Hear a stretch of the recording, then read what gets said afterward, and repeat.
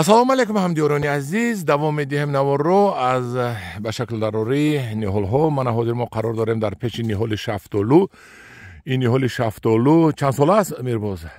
ин ниҳоли 8 сола аст. соли 7-8 сола мо дар ёдам ҳаст, соли гузашта омада маҳз ҳамин олро Мирбоз абрезка кардагӣ буд, ба шакл дароварда буд ва бисёр нафароне буданд ки эрод гирифтанд ки мо ҳамаро бурида ҳезум кардем.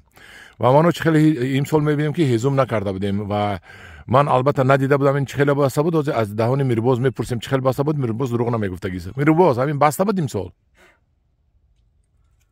ман ҳам ба новаи худ саломи худро хидмати ҳама бинандагони азизам мерасонам. худотон ҳамашон соҳ саломат бошанд. ва ин дарахтере ки айни ҳол шумо мебинед, мо соли гузашта ҳаминҷа якум ка абрискаи шохабримона ай ҳамин дарахт сар карда будем ва ин дарахт ҳам саршавии ҳамин боғ ҳаст, ҷойгир ҳаст. ва бисёре аз дӯстонмон дар ҳоле ки ё бехабар бугум ё агар бохабарам будан қасдан мегуфтанд хел моро айбдор мекардан, гӯё мо ҳамаи ҳамин дарахта задем ё ҳама чиёи мевагири ира зада бошем, айбан бурда бошем ва ҳосил намонда бошем. лекин ин хел набуд. вале имсол ҳамин боғиро ки шумо тамошо мекунед бисёр замин ҳаст, намедонам 16 ё 18 гектар шафтолу ҳаст. албатта дар байни ҳамин 18 гектар шафтолу ки дар ҳаминҷа мебинед, ҳамин риаде ки мо шохабрӣ карда будем 5-6 дона, ай ҳамаи ҳамин боғ шафтоли беҳтарин хубтарин ҳамин дошт. اینو بود در نوارهای دیگر اگر خواسته باشند من دارم نشون میدم که همین خیلی با سیستم درستش با بهترین وضعیتش ما همین شفتالی ما بسته بودیم. و حالا با یک بار دیگه به خاطر به حقیقت پیوستن گفتهای سال قبلی من در دوام امسال ما یک بار دیگه همین درخت برای همین بیننده‌های ما شاخبری میکنیم. لیکن وعده تیید که خدا خواهد سال آینده همین شفتالو بس شما همین رو بنوار میگیرید. من نبیام اگر همین شفتالو رو بنوار گرفتن نشون میدید. این که من وعده دادن من ای جانبی من 100% من وعده میدم، لیکن خداوند ما را زنده داشته بود، ما در قید حیات بودیم، حتما در با تمام چی ما همیشه با ایشان شریک میشیم. و حالا ما چون در نوار قبلی گفتیم که درختان اینتنسیوی ما با درختان ساده محلی ما در ساحه شاخه‌بریش فرق می‌بیاریم و حاضر در اینجا ما نشون میدیم که ما عین حال در بین درخت شفتالی ایستادیم و این طرفش هم شاخ گیرداگیر من در مابین هستم. ببینید مابین کشوده هست که اینجا اصلا شاخی وجود نداره و آفتاب مستقیم در بین کنده درخت میآید و ما در بین این درخت آزاد ایستاده میتونیم. البته شاخهایی که در گرد بر من است شاخهای شفتالو میوه‌گیر هست و حالا ما چون در بین درخت هستیم شاخهایی که برای ارکنی یا برای شاخهای کلان در عین حال نیست، ما از همینجا میخوام سر کنیم که البته از همین طرف شما این درخت است که سال گذشته این درخت هر یک همین درخت مخصوص همین شاخچه‌ای که در دست من است میوه داشت. 6 دانه میوه داشت که ما 2 تاش گرفتیم، 4 دانه میوه از این ما چیندیم. و حالا ببینید ما میگیم وقتی میوه درختایی که شاخچه‌های ما که میوه میگیره و بعد رفع حاصل خشک میشه ممکن وطنداران ما دوستان ما باور نکنید عکس کردن این درخت این میوه بست و بعد دویم سال خشک شد. بله و ما این را از اینجا میگیریم. ببینید ما قسمی میگیریم که باید در تنه پوستمون زلال نرسد و ما این را گرفتیم و این شاخ هم درون هست، ما این را میگیریم. پس ما از همینجا سر میکنیم. در کنار رو میگیرین؟ در کنار رو. بله.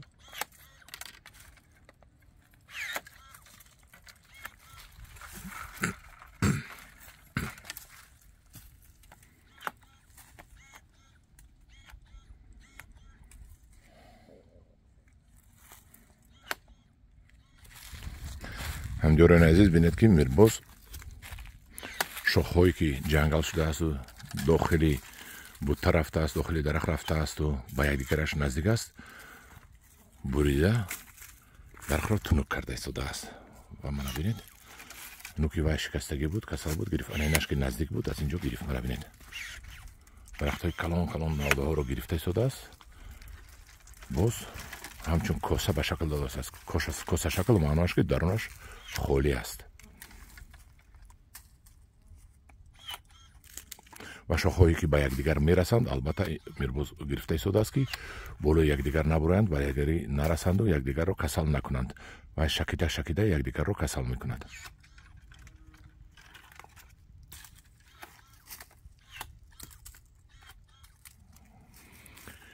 و چیزی که ما نمیفهمونیم هم دوران عزیز، خودتون از روی همین حرکت های میرباز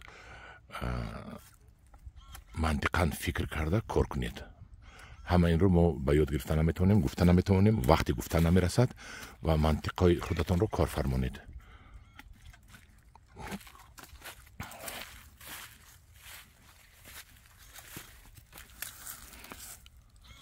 حضور میرباز رو درباره انمی کسل شفتالو هم میپرسیم.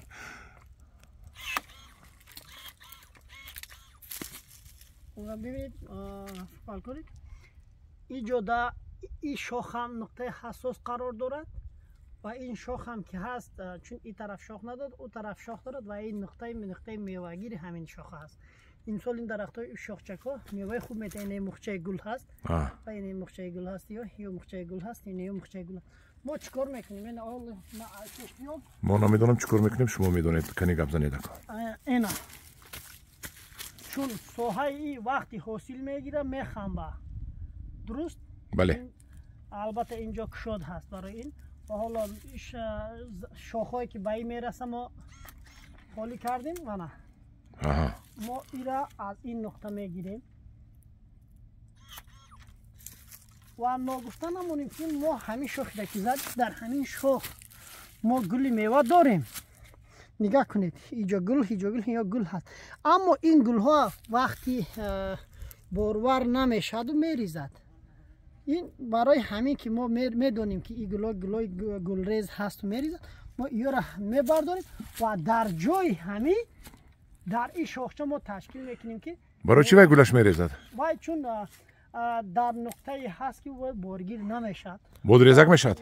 نه عموما گل میکند مواد خوراکواری یا آذوقه‌واریش از طرف درخت، چون اینجا کار کرد به سطح درستش 100% نمیشد، کمبودی هست خواه نخواه به این اساس میریزه. پس ما همون نقطه را کم میکنیم ولی در این نقطه در نظر میگیریم. مناکه اسکندر همدون عزیز اینجا در نظرش میگیریم.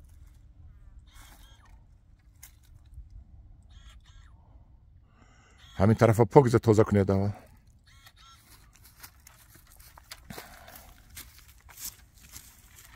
با کدامشو میگیرید؟ نودای میده رو نوکش رو گرفته ایستاده است.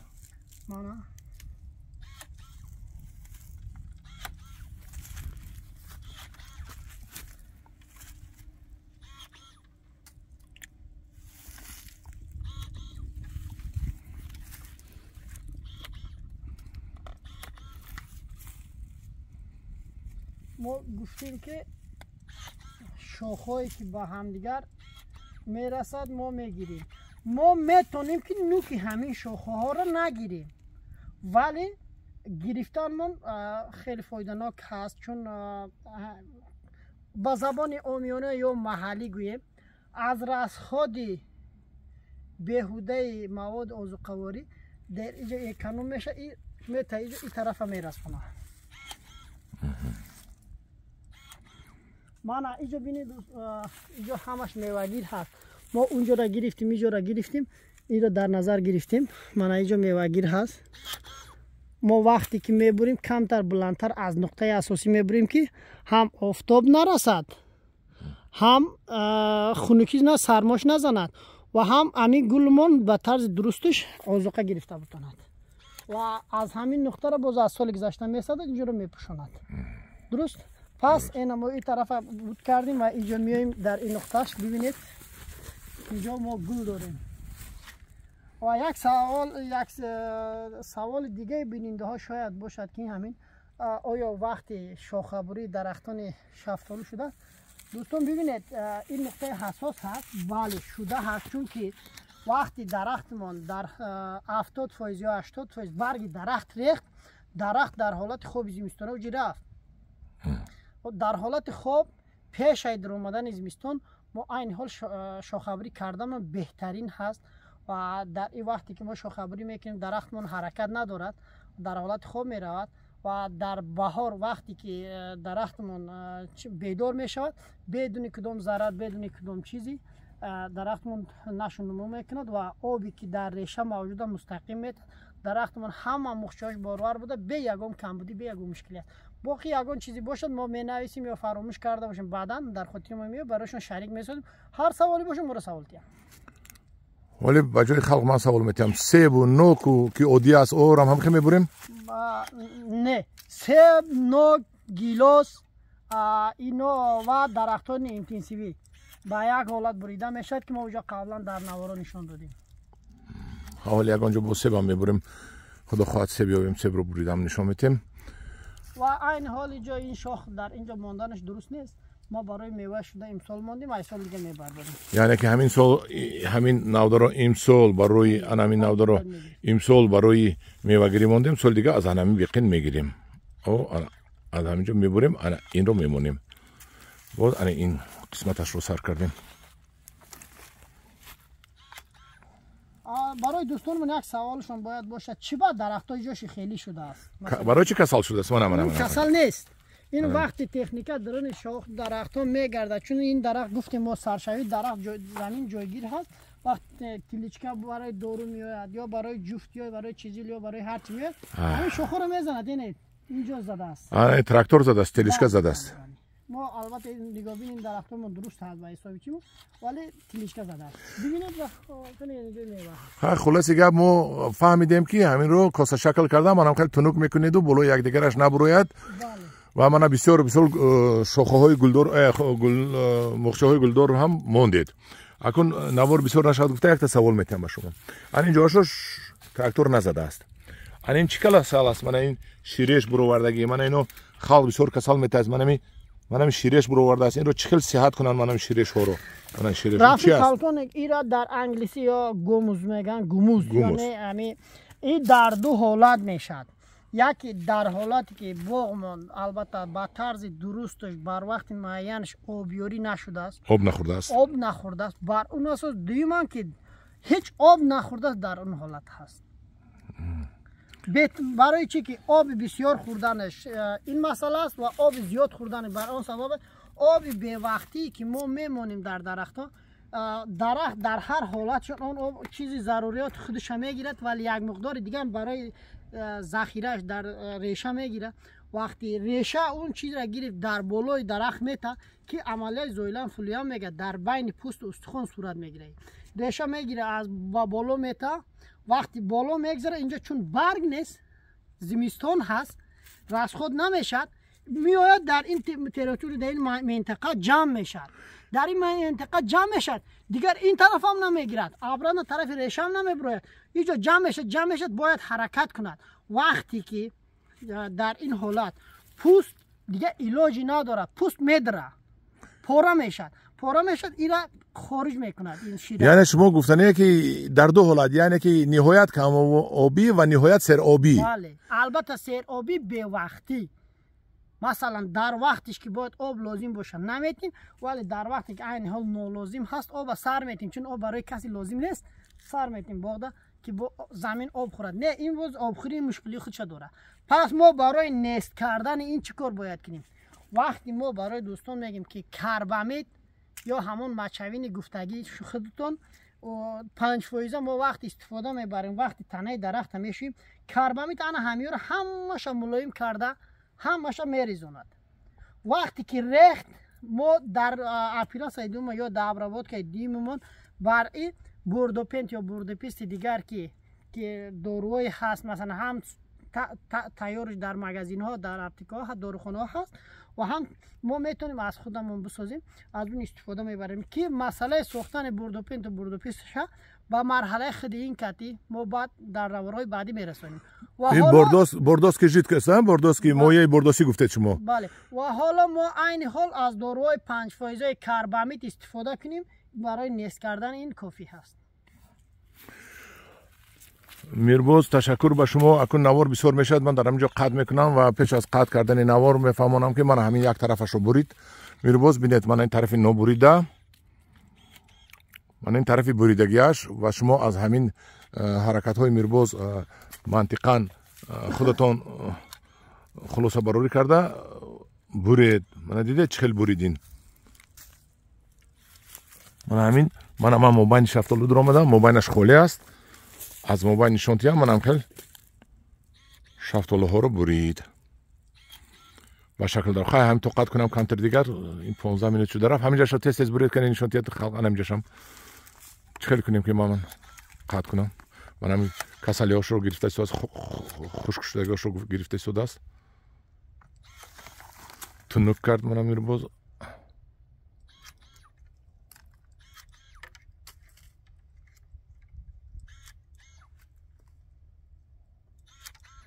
навдоҳое ки ба дарун даромаданд як гирашро халал мерасонанд, мирбоз аз мобайн гирифт.